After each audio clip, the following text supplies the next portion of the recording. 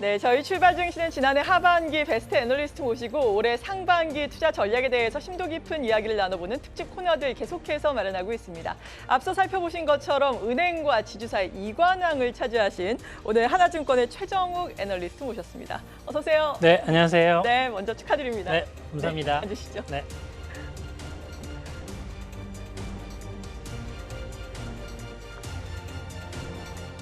네, 이렇게 베스트 애널리스트로 또 이관왕으로 선정이 되셨는데 수상 소감 한 말씀 해주신다면요.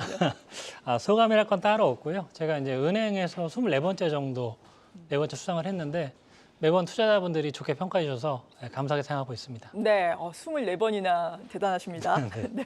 은행이 요즘에 초미의 관심사로 떠올랐잖아요. 네.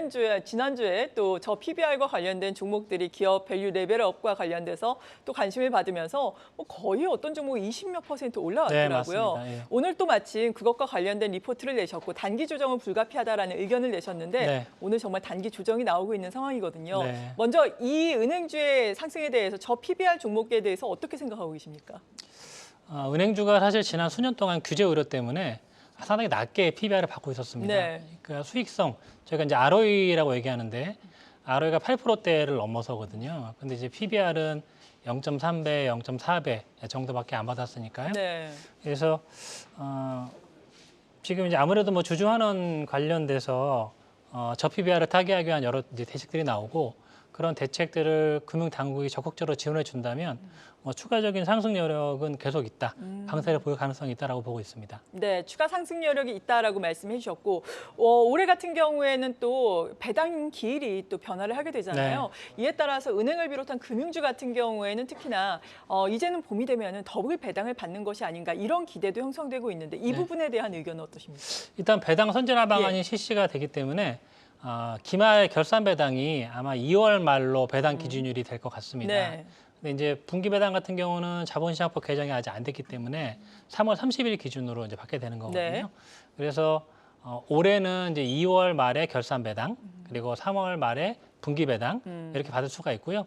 이게 뭐 더블 배당이라고 얘기할지는 할 수 있지는 모르겠는데 네. 어쨌든 1개월 사이로 연달아서 이제 배당 받으니까. 연달아 예. 받을 수 있다라고 보시면 될 것 같습니다. 따라서 이제 배당 투자 관점에서 투자 매력은 되게 높다라고 보시면 될 것 같고요. 네, 투자 매력은 배당 면에서 상당히 높다라고 왜냐하면 이제 뭐 2월 말에 결산 배당 받고 그렇죠. 3월 달에 또 이제 분기 배당을 받게 되면 네. 아무래도 이제 배당금이 예년보다는 이제 높을 수가 있기 때문에 단기간에 네. 그래서 이제 배당 매력이 높다라고 보시면 될 것 네. 같습니다. 근데 충당금 이슈를 비롯해서 4분기 실적에 대한 우려가 약간은 있는 것 같은데 그 부분은 또 어떻게 소화를 하면서 넘어갈까요? 일단 4분기는 그 민생금융 비용을 네. 인식을 하고 그다음에 태형건설 워크아웃 신청 때문에 추가 충당금이 있고요. 그리고 지금 이제 부동산 PF 관련해서 이제 보수적으로 충당금 쌓으라는 얘기들이 네. 있기 때문에 4분기는 실적이 조금 이제 저조할 것 같습니다. 근데 물론 4분기는 저조하지만 반면에 이제 올해는 상당폭의 증익이 나올 수밖에 없거든요. 그래서 올해 저희가 은행 전체적으로 21.2조 원 정도 예상하고 있는데 네. 2023년 대비 대략 한 8% 이상 이익이 증가할 것 같아요. 그래서 작년은 4분기 비용 처리 때문에 조금 이제 부진하지만 올해는 이익 개선이 이제 큰 폭으로 되는 모습을 보일 거다라고 보시면 될 것 같습니다. 네. 그렇다면 은행주 내에서 혹시 탑픽 종목은 어떤 종목으로 선정하고 계십니까? 일단 기본적인 전제 조건은 2023년에 주가 수익률이 가장 저조했던 네. 은행이고 그다음에 이제 자본 비율이 양호해서 배당을 확대할 수 있는 은행 그리고 올해 이익 개선폭이 뛰어날 수 있는 은행 그리고 주가가 수익성 대비 싼 은행 이 네. 네 가지라고 할 수 있는데요. 이 네 가지에 복합적으로 해당되는 은행이 하나금융입니다. 그래서 저희가 이제 하나금융을 탑픽으로 꼽고 있고요. 네.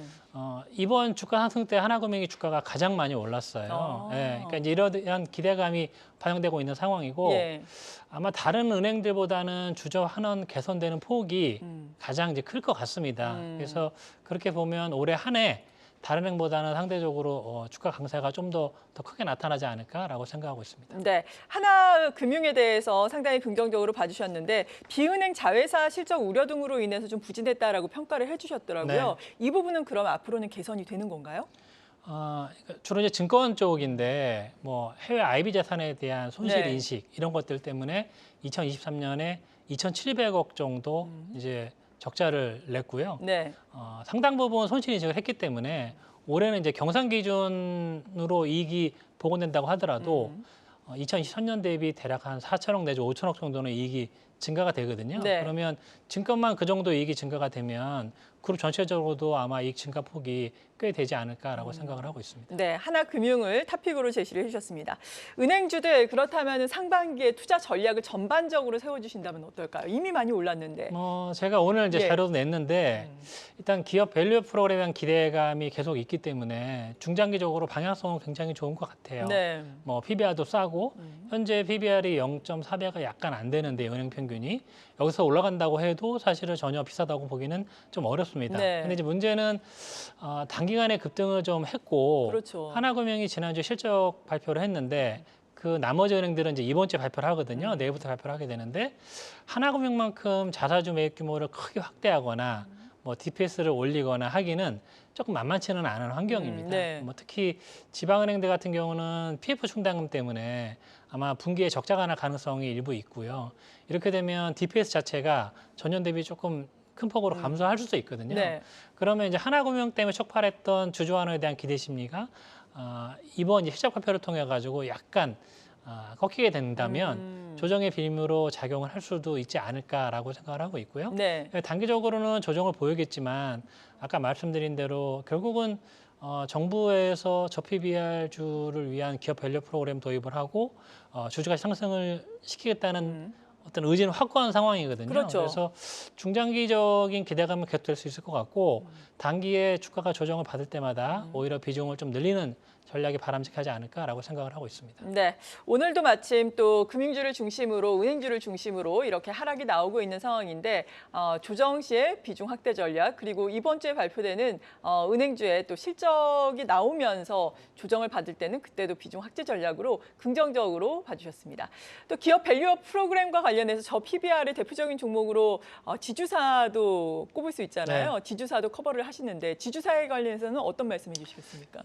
지주사도 주가가 많이 올랐고요. 특히 이제 자사주를 많이 가지고 있는 기업들이 이제 소각을 하게 되면 좋지 않을까라는 이제 기대감이 이제 큰 상황이에요. 그래서 지금 롯데지주가 전체 주식수의 32% 정도가 자사주고 SK도 한 25% 정도 있고 합니다. 네. 그래서 기대감이 있을 수는 있는데 현실적으로는 이제 지주사들은 그 신성장 산업에 투자를 많이 하게 되거든요. 그렇죠. 거기에 대한 이제 비용이라든지 이런 소요되는 부분들이 있기 때문에 가지고 있는 자사주를 무조건 다 소각을 할 수 있다라고 보기는 조금 어려울 수도 있습니다. 그러겠죠. 그러니까 한다고 하더라도 네. 점진적으로 하게 될 것 같고 SK 같은 경우는 이제 세금 이슈도 있기 때문에 자사주 소각이 만만치는 않은 상황이에요. 그래서 기대감은 있겠지만 당장 현실화되기에는 조금 버거운 환경이다라고 보시면 될 것 같습니다. 그래도 네. 지주사들도 워낙 이제 실질 NAV 대비 주가가 되게 싸기 때문에 저PBR에 대한 수혜는 계속 입을 걸로 예상을 하고 있습니다. 네, 그렇다면 지주사 내에서도 혹시 탑픽을 꼽고 계신 종목이 있으신가요?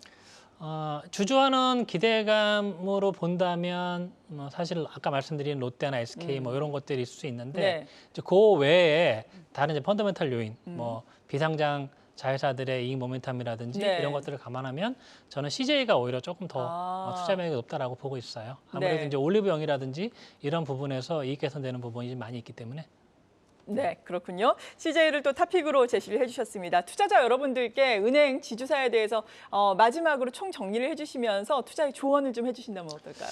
저 PBR 종목의 중장기적인 주가 상승 여력은 계속 있는 것 같고요. 어쨌든 현 정부의 어떤 기업 밸류 프로그램 도입이라든지 방향성이 좋기 때문에 그러나 단기적으로는 주가가 조금 많이 올랐기 때문에 일정 부분 조정은 좀 필요하다고 보고 있고요. 네. 그렇다고 하더라도 조정 시마다 비중을 좀 늘려가시는 전략이 맞지 않나라고 생각하고 있습니다. 네, 오늘 이렇게 은행 지주사 쪽의 베스트 애널리스트인 하나증권의 최정욱 애널리스트와 함께 도움 말씀 들어봤습니다. 감사합니다. 네, 감사합니다.